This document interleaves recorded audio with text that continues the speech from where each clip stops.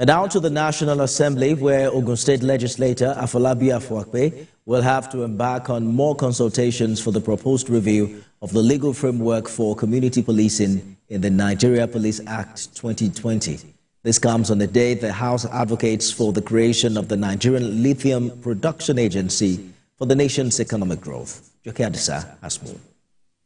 Barely 4 years after its enactment, lawmakers say the Nigeria Police Act requires an amendment to further strengthen it. Thank you, Right Honorable Speaker. Ogun member Afolabi Afuape seeks a review of the legal framework for community policing in the Act to guarantee safety and promote community participation in crime prevention. This bill is actually talking about crime prevention. If you have enough information and we also involve our community, it will definitely reduce drastically the level of criminal activities in this nation. Lawmakers are divided on the bill, and the Speaker advises that it be stepped down for more inputs and returned next Wednesday for a second look. A motion calling on the Ministry of Solid Minerals Development to leverage on the provisions of the law to create the Nigerian Lithium Production Agency as a means of diversifying the nation's economy is adopted. The sponsor wants Nigeria to tap into its $700 billion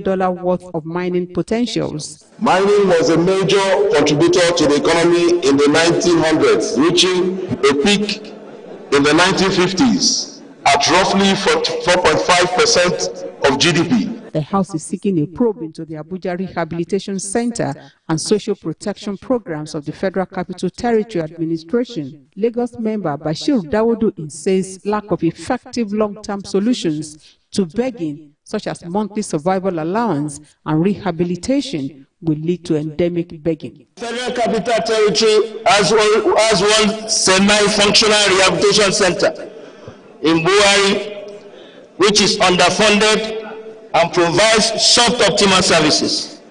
Outside the chamber, the NNPP Kano State Caucus in the House of Representatives rejects the tax reform bills. The timing of the proposed reforms is particularly inappropriate given the economic challenges and widespread discontent currently plaguing the nation. Lawmakers lent support to a motion calling on the central government to increase the budgetary allocation of the Nigerian Tobacco Control Fund from 10 million naira to 100 million naira in the 2025 appropriation bill to allow for the execution of its statutory functions.